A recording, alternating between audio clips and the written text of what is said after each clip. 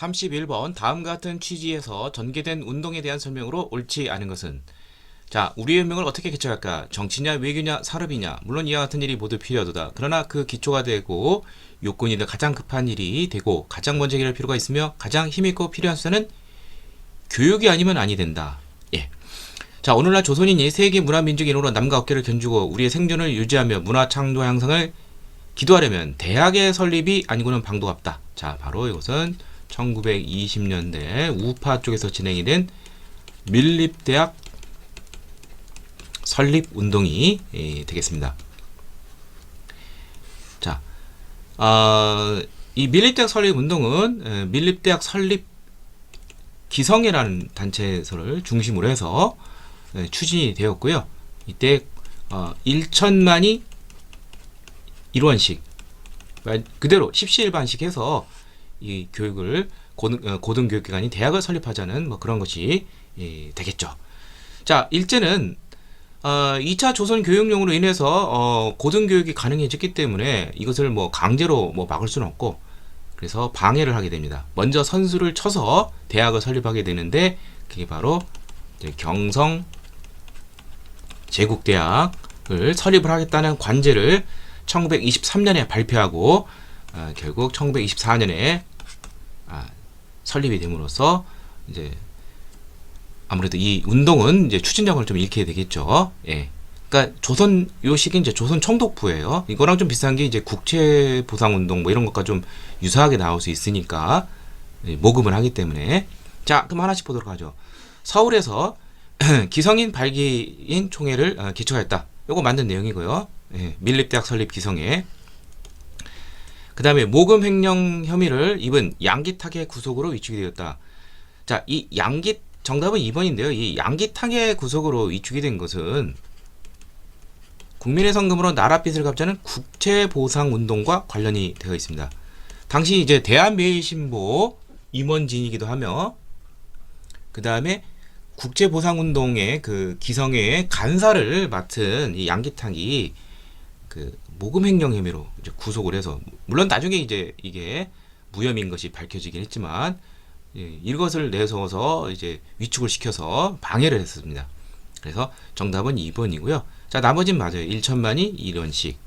그 다음에 전국의 지방으로 좋고 자본금 모금 활동을 진행을 했고, 그 다음에 일제가 경성대국 창설위원회를 이제 관제를 1923년에 반포를 하고 그 이듬해 설립을 되면서 일제의 방해를 받게 되었습니다. 정답은 2번이 되겠습니다.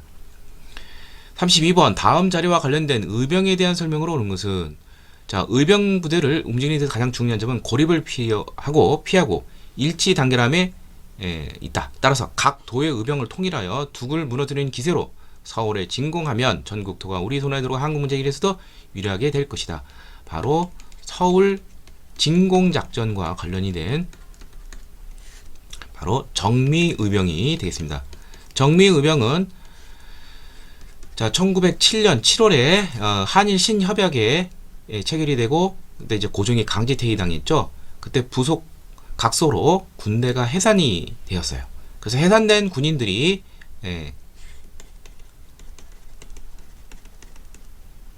참여를 하면서 단순한 운동이 아니라 조직적 전쟁으로 나가게 되죠. 화력과 조직력이 더 강해진다는 것이죠. 그리고 이때 이인영을 중심으로 해서 13도 이제 당시에 전국 도의 의병을 모아서 단숨에 서울로 진공하자는 서울 진공작전을 추진을 하게 됐습니다. 총대장 이인영, 군사장 허위인데 이인영이 돌연 부친상을 당하면서 낙향을 해요. 불에는 불충이 나면서. 그리고 이제 허위에게 이제 맡기고 갔는데 이제 역부족으로 진공작전이 전개했지만 실패하게 되었습니다. 자, 옳은 것이죠.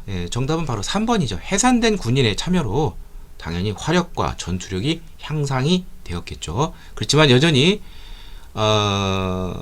아직도 여전히 그 위정척사 운동의 일환으로 참여하는 이 양반 출신 의병장들의 문제점. 예를 들면 13도 창영병 같은 게 올 양반 유생 출신이고요. 전투력이 강한 홍범도, 그 다음에 신돌석 이런 평균 출신장들을 배제를 했고 그 불효는 불충이다 하면서 낙향을 한다는 것 자체도 좀 이해가 안 가죠. 예. 총대장이. 자, 그러면 나머지 보도록 하죠. 단발령 CC. 유교에서 그 부모님이 주신 신체를 함부로 훼손하면 안 된다. 이런 단발령과 관련된 거. 이게 바로 을미 개혁 때 나왔던 것이죠. 을미의병과 관련된 것이죠. 또 하나가 이제 국모보수. 을미사변으로 국모인 민비가 시해당한 사건. 자, 그 다음에 평미 출신 의병장이 처음으로 등장했다. 이거는 이제 을사의병 때 울진 평해 쪽에서 신돌석 장군이 이제 대표적인 것이죠. 예. 예. 그 다음에 국왕의 권고 조칙에 따라 스스로 해산하였다. 아간 파천을 하면서 국왕이 해산 권고 조칙을 내렸어요. 이거 을미의병과 관련되어 있습니다. 국왕이 하라고 했다 해서 또 하는 것도 좀 황당한 일이죠. 예. 그러니까 이제 위정척사 의병의 그런 한계점이고요. 러시아 공사관에 있는 고종의 환궁을 요구하였다. 이것도 역시 을미의병하고 관련이 되어 있겠죠. 예. 자, 그래서 정답은 3번이 되겠습니다. 다음 33번. 다음 정책이 시행된 결과의 사실을 옳은 것은 화폐개혁 조례 이렇게 되어 있죠. 뭐 백동화 나오고 그렇다면은 이것은 재정검은 일본인 재정검은 메가타에서 추진이 된 화폐 정리 사업이 되겠습니다.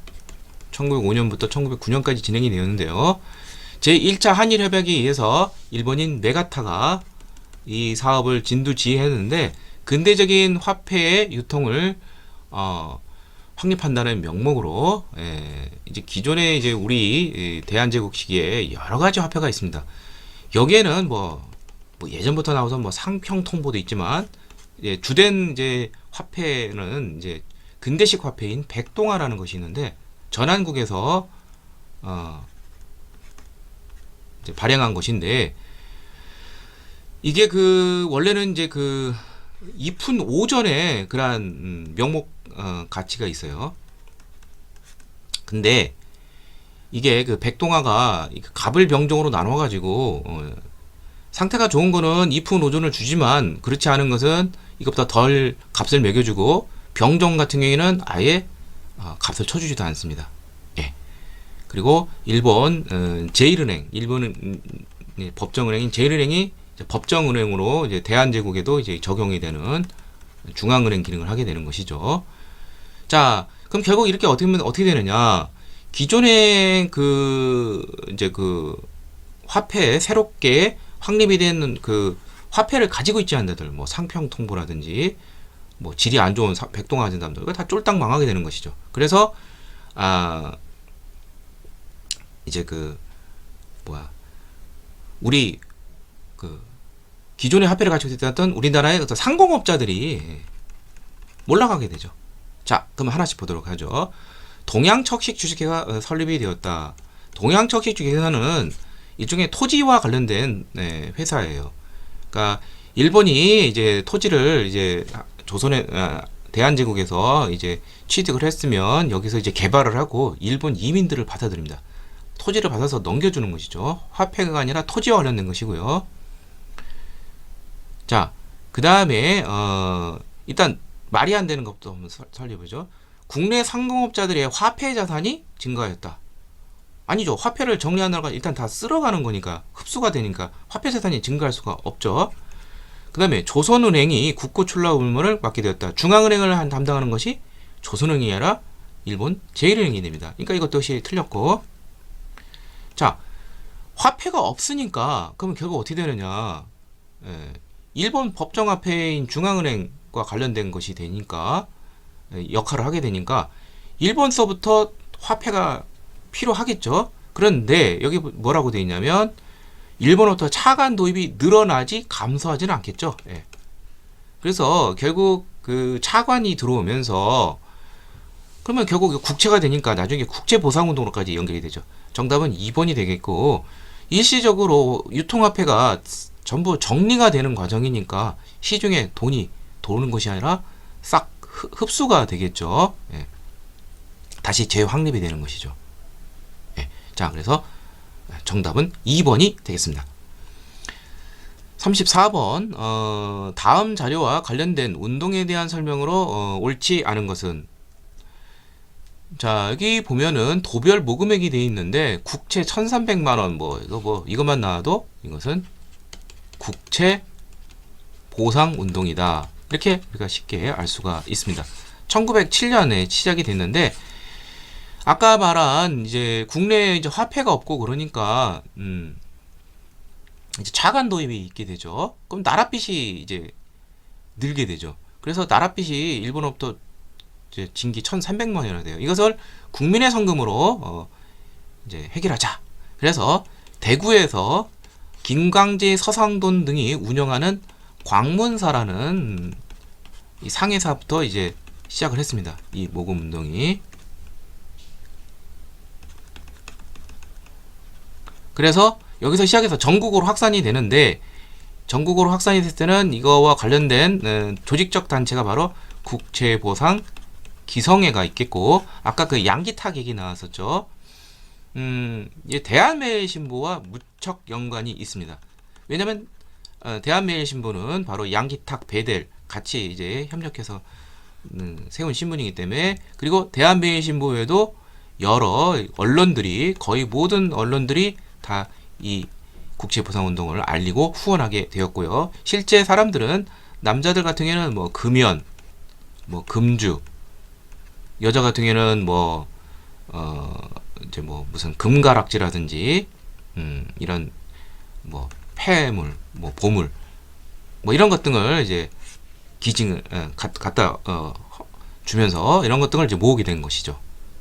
예. 자, 그러면 하나씩 보도록 하죠. 자, 여성들의 적극적 모금 활동이 있었다. 예. 뭐 가락지, 금비녀 이런 거. 예. 대구에서 시작해서 전국으로 확산이 되었다. 자, 그 다음에 일본, 러시아 등 해외 동포들도 동참하였다. 이게 사실인지 아닌지 모르지만 자, 그럴 때 확실하게 맞는 걸. 자, 독립신문의 주도로 모금 활동이 있다. 독립신문이 아니라 대한매일신보이고요. 독립신문이 존속했던 기간은 1896년에서 1899년 사이에요. 그러니까 해당이 되지가 않습니다. 그리고 일제 통감부 1907년이니까 통감부가 있었던 시절이죠. 만약에 한일 병합 이후인 1910년 이후에는 조선 총독부가 되겠죠. 자, 그래서 아까 그 방해와 탄압 중에 양기탁이 간사인 양기탁이 액을 횡령했다. 그 혐의. 나중에 사실이 아님이 드러났습니다. 정답은 4번이 되겠습니다. 35번 다음은 어느 서적의 목차이다. 가에서 마에 들어갈 내용으로 온 것은 개항 이후 평등사회를 실현하기 위한 노력. 자, 갑신정변 때는 개혁정강 14조에 문벌을 폐지하고 인민평등권을 주장했습니다. 사실상 이것은 신분제를 폐지할 것을 주장을 했죠. 동학농민운동 역시 신분제와 봉건적 악습을 이제 폐지할 것을 뭐 과부의 제거라든지 뭐 백정이 쓰는 평량갓 뭐 등등등등 이런 것도 폐지를 주장을 했습니다. 그 다음에 갑오개혁에서 법적으로 공사노비라든지 폐지를 하고 봉건적 악습 뭐 이런 것 등을 폐지를 했습니다. 그 다음에 독립협회에서는 이제 그 만민공동회를 통해서 이제 법적으로는 없어졌지만 여전히 그래도 사회적인 편견이 있었을 거예요. 근데 당시 조선사회에서 이제 그 어떤 좀 평등하게 대우를 못 받았다는 대표적인 사람이 이제 백정이 있죠. 예. 노비 다음으로 가장 처벌받던 백정 출신인 박성춘이 연설을 나간다든지 또 뭐 상인이 농민보다도 더 이제 철학에 취급받죠. 뭐 시전 상인 인물이 뭐 간부로 나간다든지 등등등등. 예. 자, 그리고 신민회 같은 경우에는 이제 이들이 추구하는 정치체제, 정치는 공화정을 처음으로 추구하게 되었습니다. 자, 그러면 하나씩 보도록 하죠. 옳은 것은 이렇게 되어 있는데 노비문서 서각과 과부의 제가 허용 갑신정변 때 이게 신문제 폐지니까 이게 있을 것 같기도 하는데 정확한 문구로는 문벌 폐지와 인민평등권이에요. 노비소 문서 소각과 과부의 제거, 이거 이제 과부의 제거 허용은 이제 봉건적 학습과 관련된 것이죠. 그것은 동학 농민운동과 관련이 있습니다. 그러니까 이거는 틀린 내용이고요. 그 다음에 중대 범죄 공판과 피고인의 인권 존중. 자, 이거는 독립협회가 헌의 6조 등에서 나와요. 예, 독립협회 구호가 자주국권 자유민권이라는 게 나오는데 거기서 그 민권이라는 것은 어떤 참정권 플러스 어떤 그 사법과 관련돼서 요즘에 말하는 그런 인권 사법 절차, 뭐 공판을 한다든지 피고의 인권을 존중한다든지 이런 게 나옵니다. 그러니까 해당이 안 되고 가보개혁, 신분제 혁파와 인신매매 금지, 요게 정답이 되겠습니다. 문벌 폐지와 인민평등권 제정은 이거는 이제 갑신정변과 관련되어 있고요. 연자제 폐지와 조혼 금지, 이런 봉건적 악습 이런 게 가보개혁 때 폐지가 되었습니다. 자, 이게 뭐 이론상 아는 것도 중요하지만 정확한 문구는 해당 문서를 통해서 직접 알아두는 것이 좋습니다. 정답은 3번이 되겠습니다. 36번. 다음 자료와 관련된 민족운동에 대한 설명은 무슨? 도나문을 떠나는 창덕궁이죠. 순종의 인산행렬. 바로 순종 인산 관련되면 60만세 운동이 되겠습니다. 1926년에 있었고, 자, 여기 나온 것 같이 여기에는 우파, 뭐 학생이라든지 종교, 천도교 뭐 등등 이런 종교계도 나오고 플러스 사회주의 좌파들도 이제 추진했습니다. 근데 다만 좌파 쪽이 발각이 되면서 우파, 학생, 천도교 위주로 나가게 됐고요. 이 좌파 쪽이 나오다 보니까 사회주의적 구호가 나와요. 뭐 예를 들면은 뭐 총 파업하라, 지주에게 성년을 바치지 마라, 뭐 등등등등. 예. 그러면서 학생과 관련된 거, 뭐 예를 들면 조선인 교육은 조선인 본위로, 보통학 교육은 조선으로. 그러니까 일제 어떤 그 식민지 차별적인 뭐 이런 것을 이제 학생들이 그런 것에서 분노하게 된 것이죠. 계기가. 자, 60만세 운동이 되겠습니다. 자, 결국 이것은 좌우가 같이 추진했다는 것은 나중에 민족 유일당 하나의 이제 그 단일화된 운동, 그거가 관련돼 있죠. 그래서 결국 60만세 운동은 그 이듬해에 결국 뭐 조선 민흥회 설립이라든지 정우회 선언 등등을 통해서 결국 신간의 창립과 이어지게 되었습니다. 자, 정답은 2번이 되겠고요. 원산 총파업의 영향을 받아 정립됐죠. 원산 총파업은 1929년에 있었어요. 시기상 맞지 않고요. 민족 자결주의와 외교 독립론을 제기하였다. 자, 이것은 1919년 이제 당시 흐름이 민족 자결주의가 나왔죠. 파리 강화회 등에서 1차 세계대전의 강화 조약인. 그러면서 요 당시 나온 것이 이런 거 관련된 밀접하게 연결 28 독립선언이라든지 그다음에 3.1운동 이런 것과 이제 관련이 돼서 결국 대한민국 지정부 수립으로 나오게 되고, 임정에서는 초대 대통령 이승만이 구미위원부를 맡으면서 외교 쪽으로 이제 치중하게 되죠. 이런 흐름과 관련돼 있고요. 일제가 문화 통치로 전환되는 배경이 있다. 이것도 역시 3.1운동과 관련돼 있고, 신간의 후원 속에서 전국적으로 확산된 것은 광주 학생 항일 운동이 되겠습니다. 자, 이건 1929년에 있었죠. 11월에 신간회가 진상보고대를 명목으로 해서 전국으로 확산시켰습니다. 정답은 2번이 되겠습니다. 37번. 다음은 어느 독립운동가의 양력이다. 이 인물의 활동은 무슨? 자, 이 사람이 1919년 대한독립선언서, 이게 이제 무오 독립선언인데, 무오년이면 1918년 아니냐. 근데 이게 이제 조심해야 될 것이 이제 그 양력과 음력 차이 때문에 그래요. 그러니까 이제 무오년이 음력으로 칠 때는 1918년이 되지만 양력으로 칠 때는 이게 무오년이 그 무오년 11월, 이제 1918년 11월이지만 실제 양력으로는 1919년 거의 뭐 1월 정도 될 거예요. 이때 이제 대표적인 그 대한독립선언의 한 명이고요. 자, 중요한 것이 한독당, 한국독립당과 관련돼 있어요. 김구, 안창호 등과 한국독립당을 창립을 했고, 가장 핵심은 대한민국 임시정부의 건국강령의 이론적 기초, 바로 삼균주의와 관련돼 있죠. 정치, 경제, 교육의 균등을 추구하는 것. 자, 그렇다면 이것은 조소왕 선생이 되겠습니다. 자, 그래서 정답은 이제 5번이 되겠고요. 개인, 민족, 국가 간의 평균을 전제로 하는 삼균주의를 제창을 했다. 그래서 대한민국 건국강령에 반영이 되었습니다. 1941년 11월에 제정이 되었죠. 자, 나머지 보도록 하죠. 조선건국준비위원회를 해방 바로 직후 1945년 8월 15일에서 뭐 인민공화국으로 이제 개편이 되는 요 시점까지 약 한 20일 정도 요 사이에 활동했던 사람은 조선건국동맹을 이끌었었던 여운형이 되겠습니다. 몽양 여운형. 국제연맹에 위임 통치 청원서를 제출하는 파문을 일으켰던 사람은 외교 독립 노선주의자인 이승만이 되겠고요. 미 군정이 지원한 좌우합작위원회에 참여하였다. 자, 좌우합작위원회에 조소왕 선생은 참여하지 않았고요. 중요한 사람은 여기 나온 여운형, 중도 우파의 여운형, 그 다음에 중도 좌파의 여운형, 중도 우파 쪽에 우사 김규식, 그리고 뭐 이제 민정장관으로도 관련이 있는 이제 안재용, 뭐 이런 사람 등이 있겠고요. 뭐 안재용까지 몰라도 상관없어요. 여운형, 김규식만 알면 되겠고, 민중이 직접 혁명을 주는 조선혁명선언을 발표하였다.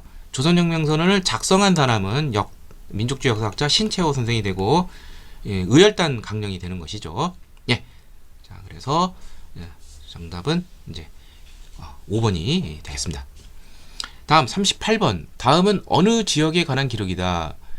이 각 시대 이 지역에서 있었던 역사 자체를 보게 될 것은 이 지역은 본래 조선의 마한의 옛 땅인데 후에 고구려 소유가 되었다. 자, 어쩌고저쩌고 나가다가 궁예가 차지하게 됐는데 고려태조가 이 지역을 모두 차지하였다. 자, 성종 14년 국내를 14도로 나눴다. 여기서 성종 14년은 고려 성종을 말하여 여기에는 황주, 해주 등 관할이 모두 관내도에 속하였으나 그 위에 거쳐서 서해도로 했다. 황주 해주니까 황해도가 되겠죠. 예. 그 다음에 풍해도 고쳤다가 태종 17년 지금의 이름 황해도로 고치게 되었다. 황해도 지역과 관련된 사실을 고르는 문제가 되겠습니다. 자, 통일신라 중 오소경 중 북원경은 어디냐면은 원주 지역이 되겠습니다. 뭐 참고로 통일신라에 이제 구주 오소경이 있는데 오소경이 자 이제 그 서원경이 이제 청주가 되겠고요. 금관경이 김해 오늘날. 그 다음에 동원경 그 자체가 이제 그 술라이스도 경주를 말하는 것이 되겠고, 그 다음에 북원경 하나 둘 셋, 그 다음에 중원경. 북원경이 방금 말한 원주가 되겠고, 중원경은 중원이 바로 충주 지역이 되겠죠. 예. 이렇게 이해하시면 될 것 같아요. 자, 그래서 이거는 원주가 되니까 틀렸고요. 고려 후기 쌍성 총감부가 설치된 지역은 오늘날 함경도 지역이 되겠습니다. 해석이 안 되고, 그렇다면 정답은 디귿 니을이 되는데, 임꺽정이 도적으로 활동한 지역이 주로 이제 황해도 뭐 구월산 지역이라든지 이쪽 지역에서 많이 활동을 했어요. 여기서부터 뭐 철원 뭐 임꺽정 관련된 뭐 저기 그 있죠. 그 고석정이라든지 양주, 원래 양주 출신이고, 하여튼 황해도 지역 쪽에서 많이 활동을 했고요. 대동법이 실시되었다. 처음 시범적으로 실시된 것은 이제 경기도지만 이어서 조선 후에 가면은 뭐 전국이 다 실시가 됐죠. 그런데 다 된 것은 아니고 팔도 중에서 어디는 제외냐면 함경도하고 평안도는 대동법에서 제외했다는 거 꼭 알아두시길 바랍니다. 그래서 정답은 5번이 되겠습니다. 39번. 그래프에 나타난 시기에 경제 상황으로 오른 것은 여기 유엔 원조, 미국 원조 50년대. 그러면 1950년대 이승만 정부 시절 원조 경제와 관련이 되어 있습니다. 자, 이 원조 경제는 바로 300산업, 소비자 산업 발전하고 관련되어 있죠. 하얀 거 3가지. 면직, 그 다음에 제당, 설탕, 밀가루, 제분, 이런 거 관련돼서 소비재 중심으로 해서 발전을 하게 되었고요. 이 남는 거 이거를 이제 모아서 이제 대충 자금을 마련해서 이제 경제 발전에 돈으로 이제 정부가 어떻게 보면 이제 공짜로 준 거를 전용시키는 것이죠. 예, 그만큼 우리 삶이 나라의 재정이 궁핍했다 이렇게 이해하시면 좋을 것 같아요. 정답은 3번이고요. 농산물의 수입 자유화는 조치 대표적인 것이 우루과이 라운드라는 것이 있죠. 이게 이제 그 1990년대 들어서서 이제 김영삼 정부 때 이제 뭐 우루과이 라운드, 뭐 타결, 뭐 아예 아니 저기 뭐죠 그 WTO 체제 1995년 뭐 가입 뭐 등등등. 그다음에 석유 파동으로 수입이 늘고 수출이 줄어들었다. 이게 이제 박정희 정권 때인 1970년대에 두 차례나 있었습니다. 1973년, 그다음에 1978년 이때 좀 위기가 있었죠. 저유가, 저금리, 저달러, 이른바 삼저호황이라고 그러죠. 이게 1980년대 중후반 전두환 정부 시절이죠. 굉장히 경제적으로 우호한 그러한 시점이었고요. 중화공업을 중심으로 수출 위주의 경쟁체. 이게 바로 1970년대 박정희 정부의 그러한 수출의 그러한 목표가 됩니다. 1960년대는 이제 경제개발 5개년 계획을 시작을 하면서 주로 경공업 위주로 했는데 70년대는 자신감을 얻고 중화공업 중심으로 나가게 되었습니다. 자, 정답은 3번이 되겠고요. 40번 가나 주장이 제기된 공통의 배경으로 오는 것은 3천만이 총역량을 발휘하여 실탁 관리제를 배경하는 국민운동을 전개하여 신탁 통치를 반대하는 우파 쪽의 그러한 내용이고요. 자, 신탁이 5년 기간인데 언제든지 우리 명령에 철폐해서 결정할 것을 보아야 한다. 따라서 이번 국제적 결정을 총책임에서 지지한다. 샨탁이 되겠죠. 주로 좌파 쪽에 이렇게 됩니다. 자, 이 배경은 바로 모스크바 삼국 외상회의의 결정 때문에 그렇죠. 이게 1945년 12월에 있었는데 그것이 그 내용이 이제 알려지면데 그 모스크바 삼국 외상회의 결정은 뭐냐?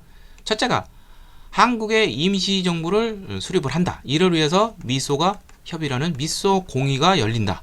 세 번째가 이 임시정부와 미소 공의가 한국의 단체와 협의를 해서 이제 정부를 수립을 하고 또 중요한 것이 바로 4개국 미영 중소 4개국의 최대 5년 기한에 가장 해봐야 5년 그리고 신탁 통치 그 내용이 있었는데 이게 유난히 강조되다 보면서 우파 쪽에서는 강렬히 반대를 하게 되는 것이죠. 그다음에 좌파 쪽은 이것이 결국 여기 적극 지지를 해서 미소 공동회에서 소련 쪽에 이제 그 지지를 몰아주면서 사회주의 정권 수립에 이제 그쪽으로 기울게 되면서 이것을 지지하는 그런 것이 되겠죠. 처음에는 이제 좌파들도 이제 민족주의적 그런 입장에서 이제 처음에 반대를 했다가 그 진 의미를 알게 되면서 자신의 사상에 입각한 정부 수립을 위해서 이쪽을 지지하게 되었습니다. 자, 이 반탁 신탁 그런 논쟁이 1946년 초 1월 달에 아주 극심하게 되었죠. 자, 하나씩 보도록 하죠. 2차 미소 공동연회가 결렬이 되었다. 자, 이거는 1차가 1946년 3월에서 5월까지 열렸고요. 2차 미소 공동연회가 47년 5월에서 시작을 해서 이제 최종적으로 이제 결렬이 되는 것은 이제 그 미국이 이제 그 유엔으로 상정을 하면서 이게 뭐 흐지부지 되겠죠. 1947년에 있었는 일이고요. 국제연합이 남한 정부를 합법 정부로 인다. 그다음 대한민국 정부가 수립이 된 그 이유가 되겠죠. 이게 바로 1948년이고 8월 15일 날 정부가 수립이 되고 그해 말 12월에 한반도의 유일하고 합법적인 그런 정부로 인정을 했습니다. 저합작위원회가 저합작 친원칙을 발표했다. 이게 바로 이제 1946년 10월에 있었는데 요게 나오된 배경은 바로 이승만의 정읍 발언에 따른 이제 그 남한 단독 정부론이 이제 힘을 얻자 이에 반대하는 중도 좌우의 여운형과 김규식이 이제 힘을 합쳐서 모스크바 삼국 외상회의의 결정을 지지를 하고 그래서 이제 찢어지지 않게 하기 위해서 좌우합작 7원칙 양쪽을 만족시킬 수 있는 그러한 중도적 입장의 그러한 것을 발표하게 되었습니다. 소련과 미국이 미소 공동위원회에 참여하는 단체로 문제를 대립했다. 이제 1차 미소 공동위원회가 이제 시작을 했는데 이게 1943년 46년 3월에서 5월까지인데 이 문제를 놓고서 소련은 모스크바 상국예상회의의 결정을 지지하는 세력, 이게 주로 이제 좌익들이 되겠죠. 미국은 아니다, 모든 사회단체 다 참여해야 된다 놓고서 대립을 하면서 결국 결렬이 된 것이죠. 2차 때도 역시 마찬가지였습니다. 자, 정답은 4번이 되겠습니다.